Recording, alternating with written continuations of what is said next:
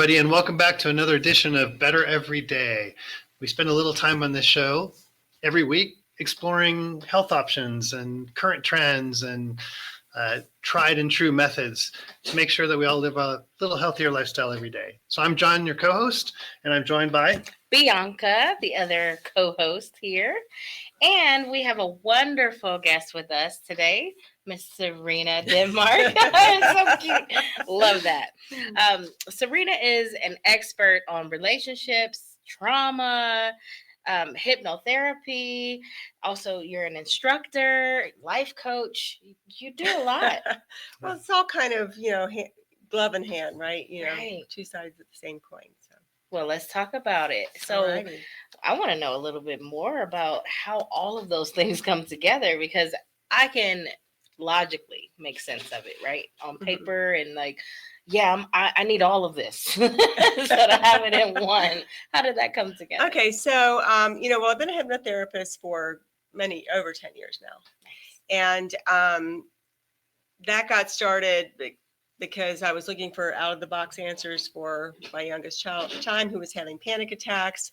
I was an RN, and I knew I didn't want to put him on medication because I'd seen the downward spiral where that leads. So I was just, tapping and you name it, sending him to this workshop, everywhere. And then I discovered NLP, which is kind of like awake hypnosis a little bit, neuro-linguistic programming.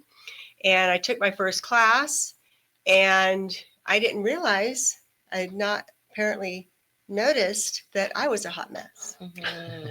So I kind of turned into the class guinea pig. And so he did all the demonstrations on me. And I just cried for 2 weeks straight. And then I came back a completely changed person. Wow. Like literally. And I didn't even consciously understand what had changed because it had been changed in my subconscious, because that's the way these processes work. So it took me another 10 years to kind of figure out consciously. I'm like, oh, that's what changed. But it didn't matter because I jokingly say that understanding is the booby prize. Okay. Because we can understand our problem, but that doesn't necessarily change our problem. Right. Sure. So it's better to change it than to understand it. It's cool to do both. But, so I came back, and what I can say is that before that class, I never had a good relationship. Mm-hmm. And after that class, I never had that one.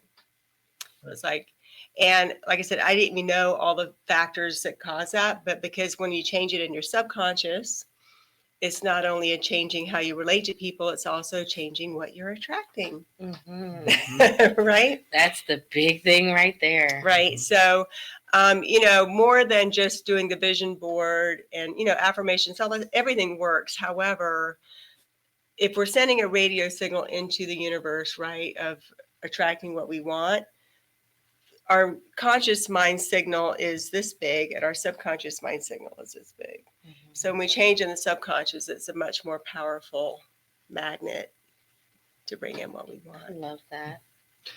It's really interesting because a lot of times when we talk with our wellness colleagues and professionals, we find that it starts with a personal journey. So you're just holding true to the course. Yes, confirming it. Yeah. It's sort of like we have to discover ourselves and what works. And, for our I'll be honest, I didn't have the sense to know, to seek it out. The universe just took me by the hand and said, girl, you need to go to this class. Mm-hmm. And then it changed me. So I'm grateful for my guides or whoever, took me to that course. So. Yeah. So when a client comes to you, what kinds of issues do they normally bring? A lot of people, do come with trauma, anxiety, phobias. I get a lot of complex, trauma or just things that they haven't been able to resolve for maybe years or even decades. Right. Of course, that spills over into our relationships. Mm-hmm. Right. Mm-hmm. So if we have unresolved emotional stuff, then that's easily triggered. Right. And then, but because that's our filter, we actually think it's the other person doing it to us. Right. And I'm not saying that it doesn't take two to tango, but it's kind of like that, back to that signal that we're sending into the universe. Right. As we're sending out this signal because of our unconscious beliefs, and your unconscious doesn't hold beliefs as words, even though we communicate it in words to each other. Right. It holds it as like movies and pictures from the past, So if I have movies in my subconscious from when I was belittled or abused or whatever, didn't feel good enough, so many things is happening. That's my filter. So, a simple example is, my brothers always teased me, told me I was fat and ugly, right? Now I get married and my husband's in love with me and he's like, you're so beautiful. But my reality is I'm ugly and fat, right? Mm-hmm. So then my brain's trying to like figure out, what does he mean when he says that? He said, and I might think, stop being sarcastic. Uh-huh. And he's being sincere, right? Right. So, we have all these filters, and then of course, then he's going to have a reaction to that. It's like, no, I really mean it. Expectation is Exactly, different, right? So, and then also on a more quantum-y level, people will actually morph to be a match for our energy field, right? So they may have been shown up differently in a past relationship than they show up with me. And I feel like I keep dating jerks, but he wasn't a jerk to that girl as much as he is to me, because they'll start adapting to be a match to our energy field. So everything, relationships, of course, start with us, as right. not just on the journey, but just at the true cause. And then, of course, that's going to show up in our relationships. Right. Yeah. Over and over again. Yeah. So I say that because that's kind of like a loaded lead in. What is it is it just tapping into your subconscious or having hypnotherapy sessions that stops that never ending cycle or loop? Or is it for you? I know you mentioned NLP, but is that like the magic key or? Okay. So for me, it's been the magic key. Okay. And for hundreds of my clients, it's been the magic key. And I'm not saying everything, fits for everybody. Right. And there are exceptions, right?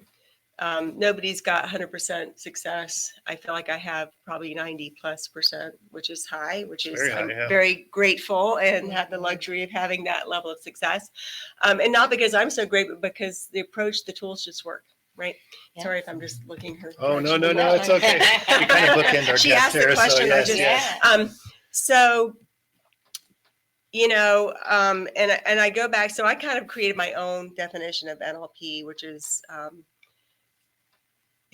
NLP is neuro-linguistic programming. Right. So it uses language, which is the L, to change your programming, which is the P, which changes your neurology, which is the N, or how you feel. Right. But really the way I explain it, and this is not the official definition, so you won't find this anywhere. Exclusive. Yes. Serena's model of the world. Yes. Be that what it may. TM. Not exactly.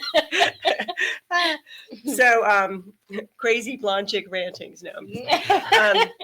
So the unconscious mind, as I said, in my way of understanding, okay, is that it holds these beliefs as like pictures and movie files, right? Because when it happened, you were seeing it. You were in your body. You saw it. You felt it. You heard it. And then that's how that's stored. Now, if that movie is playing, because your unconscious mind's limitless, right?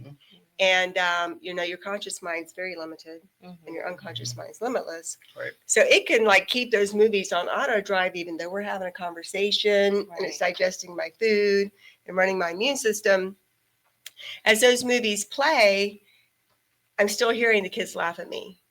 I'm still seeing the jeering face, right? That's keeping that energy of, I'm not safe. It's embarrassing to be me. I'm not good enough. People don't like me. And so they say that a picture, just a still picture, is worth 1,000 words, right? But if you have movies where you're in it, seeing it, hearing it, and feeling it, how many words would that be worth? Wow. Millions, maybe, right? So when we go in and we change those movies, it's like changing millions of words worth of content. It's so much more efficient and effective than talking about the problem, right? And also because your conscious mind really likes to talk about it. It wants to understand. Like I said, I think the understanding is the booby prize, but it wants to understand and be able to explain it and logically deduce. And the unconscious mind's like, I don't even know what you're talking about. That sounds like me here. Right? So, I mean, our conscious mind can understand it, but the unconscious mind is like two different computer languages and they don't interface, you know.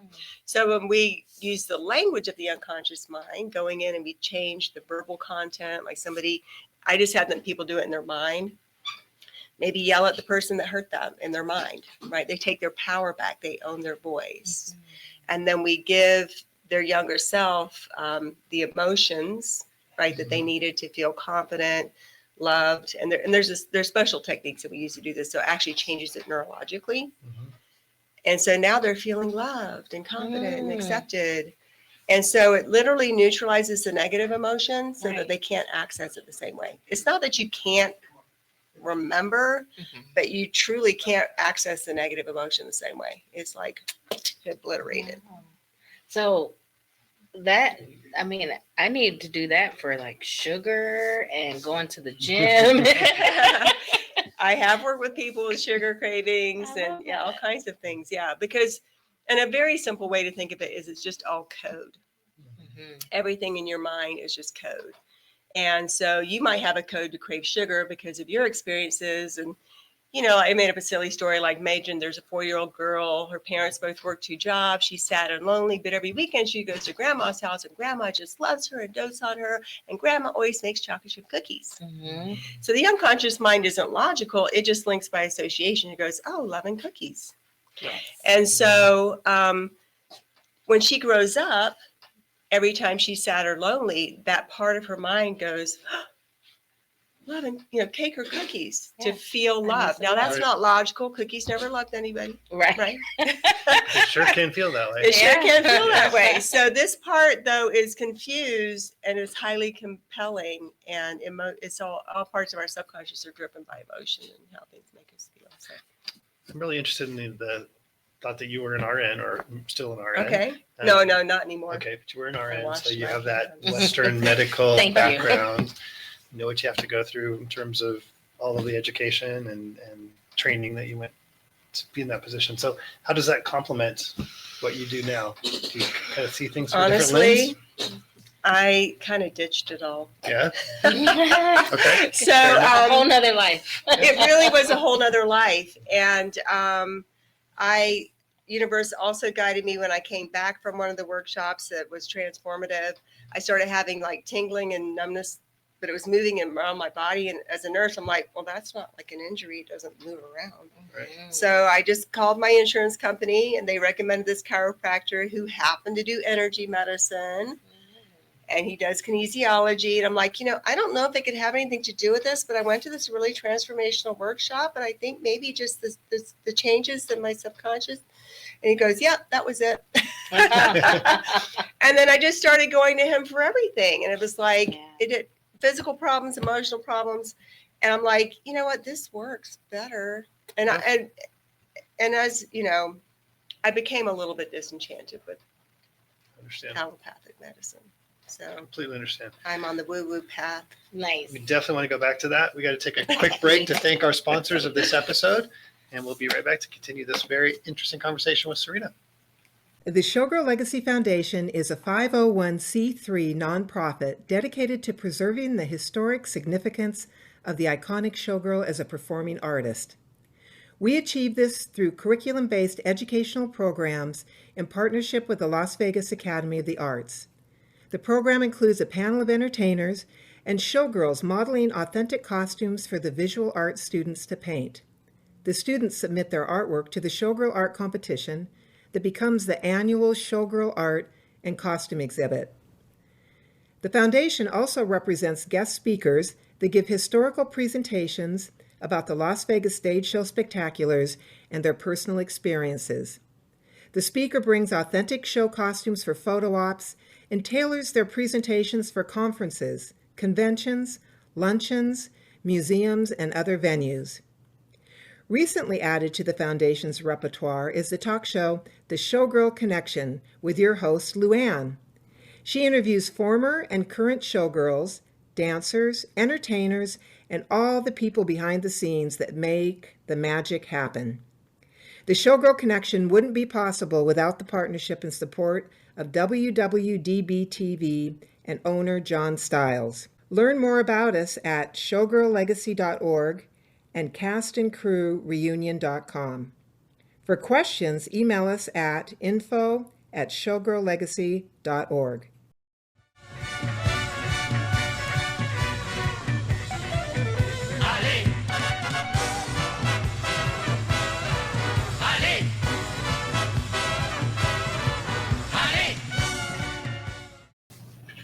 Welcome back. We're going to continue our conversation today with our hypnotherapist expert. And we're just going to come back in with a quick definition, if you will, of hypnotherapy. Okay. I know I've used the term hypnosis, and then there's hypnotherapy, and then there's woo-woo. And then there's magic shows too. Yes. So I'm sure that's very different. Or Stage stage hypnosis. hypnosis. Yes. Yeah, so Very it is different. all hypnosis. So hypnosis, if you just to think of it in a very simple term, is just an altered state, right? So if you're familiar with brain waves like beta, alpha, theta, delta, right? If you hook somebody up to an EEG machine, beta is us having this conversation, doing your job, paying your taxes, right? Alpha is daydreaming. Theta is actually dreaming. And then delta is deep sleep. Okay. So the bookends, beta and delta, are not hypnotic. And then the two in the middle are hypnotic. Okay, so alpha being lighter trance because it's daydreamy, theta being deeper. So, once again, world according to Serena. With the stage hypnosis, I think of it as they are having they're like sleepwalking. Okay, they're in a dream state. And if you know what lucid dreaming is, where it's a dream where you can direct it yourself, but this is a dream that's directed by the hypnotist, right? Okay. And then they just accept whatever the hypnotist says, and that becomes their reality in that moment. And then they, do whatever, they experience whatever he's Act telling like a chicken. them. Yeah, bark like a dog. Yeah, but it is real. Now, not everybody in the population who go to that level of that depth of hypnosis. They say 30%. I've seen hypnotists get better percent. And younger people are easy targets, like 20s and teens. But everybody, because it's a naturally occurring brainwave state, right? You go into sleep, you're going slower until, and then you come out. So it is a naturally occurring brainwave state. So everybody technically can go into hypnosis. Can they go under the guidance of a hypnotist? Almost everybody, but it's actually a state of focus, okay? You're not just... you have to concentrate on, listen to what the hypnotist is saying to guide you into that slower brainwave state. Okay, so that's hypnosis. And it can be used for anesthesia. It's, like you said, the stage hypnosis shows. And a lot of traditional hypnosis, they just put people in deep in hypnosis and then give them positive suggestions. And that's very effective because it's getting past what we call the critical faculty, which is the gatekeeper to let messages into the subconscious, gets that out of the way, and then these new ideas can get into the subconscious. Hypnotherapy starts just kind of incorporating other things as well. So if you think about the subconscious being where your personal reality is kind of coming from, right? Growing up, you got a lot of positives and a lot of negatives, right? Most of us can walk and chew gum at the same time. Right. Pat on the back. We're doing a lot. There's a lot more good than bad, right? We just don't give ourselves credit because we assume, we take that for granted. Of course, I should be able to do that. But there's the negatives is where we tend to notice, right? So in a lot of hypnotherapy work, the idea is we're not just putting them in hypnosis to put positives. We bring those negatives up, revise them, change them into a positive, and put them back down. Right. So I kind of say it's like weeds and flowers, right? So in my personal work, I do a lot of what I call weed pulling, which is more that regression, revision type work, where we go into some of those truly traumatic memories, revise them into a positive, and then, replace the negative one with a positive one. So, my theory or strategy behind that is, if you plant flowers, but you've already got weeds growing and the weeds got a head start, then it's just a little bit easier if you pull those weeds first and then put the flowers into the garden. Yeah. So that's my simple way of. So yeah, I tend to go big or go home. I'm very aggressive when people come to me with trauma. We're going to do it first session, but my sessions are crazy long. They're like 3 hours and we just get her done. I've heard the analogy that going into the brain is like going into a really, really deep cavernous warehouse of file cabinets and lock boxes and all this stuff going on. And it's like you got to go back to those files and find the source file of what caused that anxiety or and most of the trauma. time I'm really good at questions. You know, questions are so powerful, and if you just keep digging in, you know what I mean, because people, we're used to hearing these fluffy answers and then just accepting it. You know what I mean? No, actually I don't.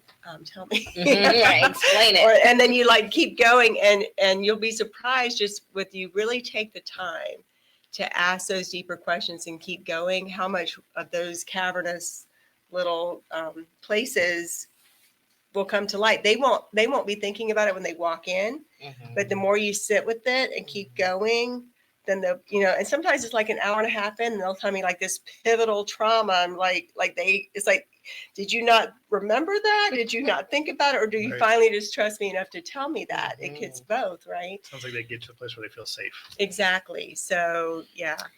Yeah, that might take a while for some people. It does take a while for some people, you know. So you said you make progress the first session, but typically how many sessions? 1 to 2. Really? For me. I know I'm a weirdo. No, that's amazing. Yeah. Oh, like we said, we're about getting better every day. So right. And I'm not saying that people couldn't benefit so from more, because I've had dozens of sessions done on me. Sure. But like I said, I'm very aggressive. I try to be as comprehensive as I possibly can. And I also tell people, the great news is your subconscious does most of the work for us. So say you were beaten 100 times, example. If we go into one of those memories, it's like that one represents all the times for that theme. There could be a different theme. So like maybe dad beat me and then I was molested and then I felt stupid or ugly or fat, right? Those are different themes. But if we change one memory from each theme, your unconscious mind, while you're sleeping, later on, it will take that new information and kind of apply it, I think, to all the other memories. So we don't have to like go into every single memory. Obviously, that would take years, right? Right. But we get the ball rolling. Mm-hmm. So it sounds like this is a potentially faster process than like traditional talk therapy. Yeah. I mean, even with the language alone, I know a little bit, scratching the surface here, but I understand that when you use certain words, keywords.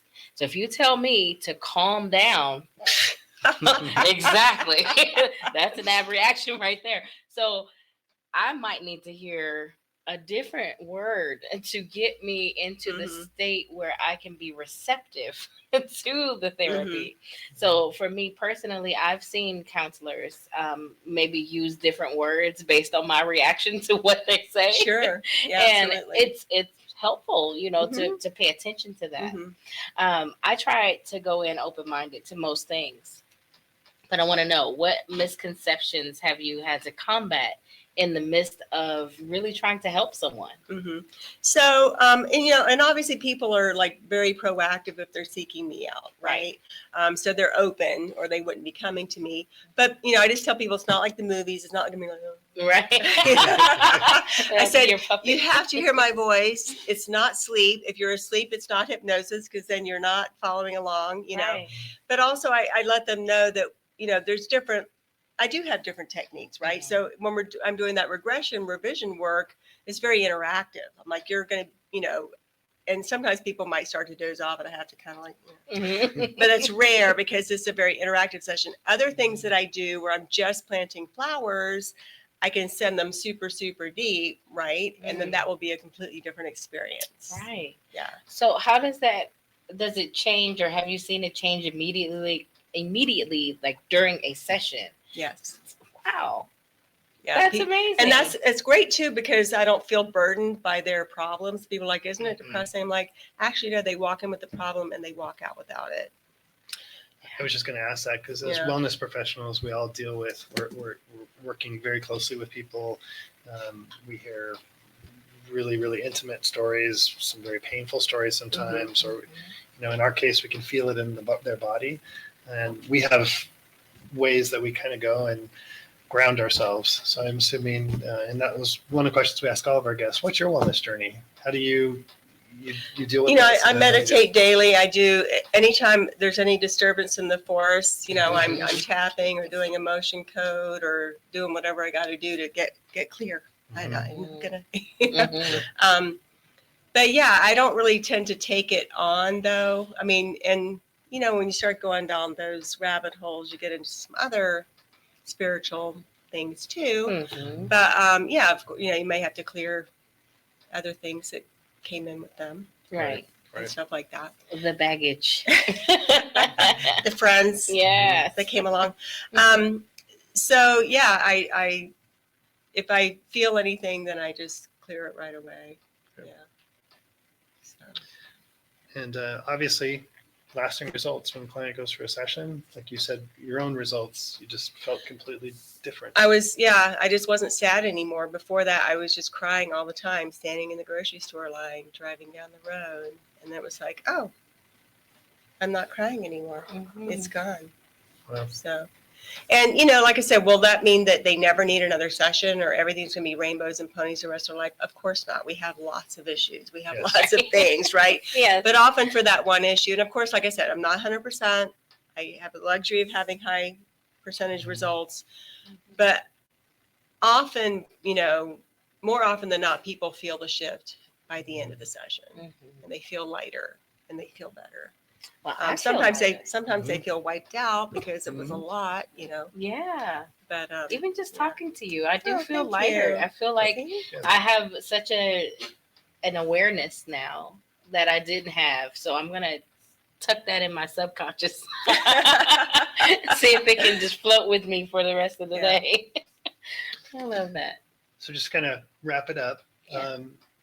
If you were talking to folks about the benefits of coming in for hypnosis, what would you say? What would trigger somebody to say, hey, I really need to So get some help? if you started noticing patterns, like, you know, you just always get triggered, you know, like by jealousy or anger or sadness, any prevalent emotion that gets triggered more often than it should, you know, you can't, you notice it, but you can't change it. You don't seem to have control of that. Or you've noticed that you just always attract the same kind of partner and it's not a fun, happy, healthy partner.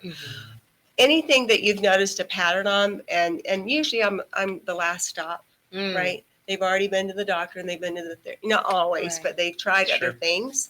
And they're like, well, I may need hypnosis. Like, oh, so I'll try that too.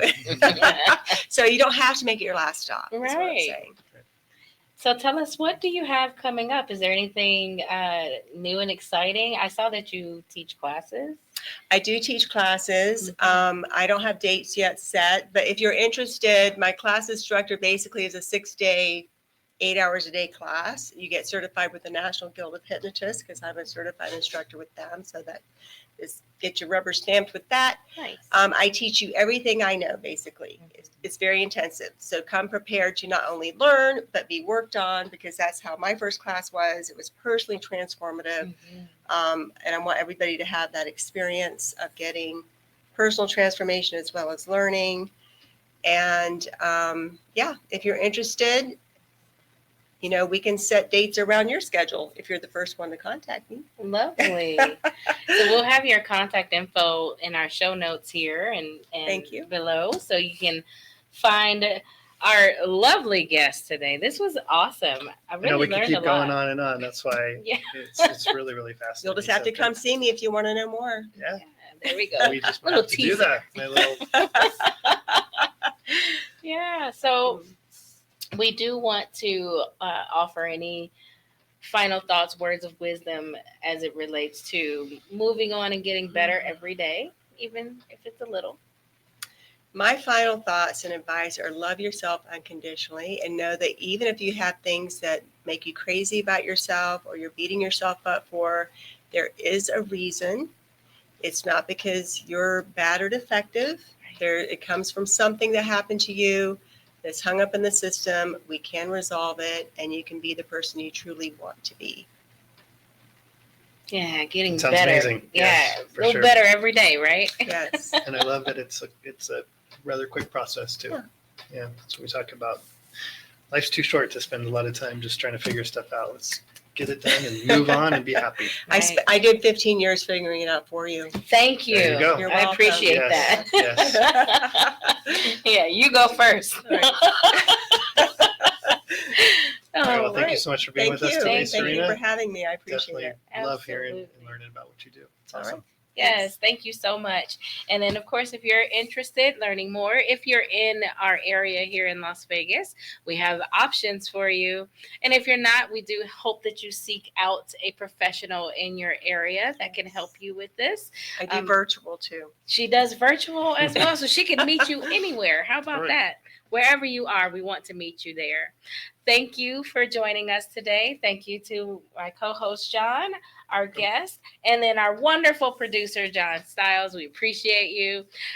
We always want to shout out to the veterans. Thank you for your service and everything that you do. And then we want to invite you to come back and join us again the next time we air. And together, we're just getting a little better every day. Thanks, everybody.